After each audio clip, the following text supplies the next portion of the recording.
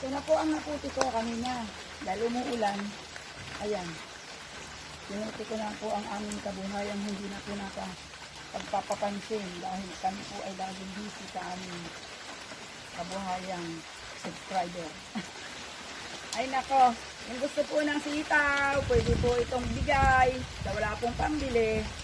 Kami naman po willing magbigay sa walang pambili. Sa may pambayad ay magbayad po. Pambili naman po ng aming ang taba. Ito po ay talagang wala po papinday spray. Kita nyo nga po, nagkabutas-butas, napabayaan ho kasi namin. Namunga na lang siya mag-isa. Kung ganito lang sana lahat ang trabaho. Namunga mag-isa. Ay di mo siya alagaan. Hindi yan dinilig? Ay, hindi yan inalagaan? Anong hindi dinilig? Natural yung maliit dinilig. Pero Hindi, may ibig namunga siya. inalagaan. Uupakan na kita. Anak, ang halamay aalagaan ni dilig. Pero namumunga siya kasi adya rin. Kasi tuloy andyan lang. Kasi, pinabayaan ni tatay yan namamunga siya.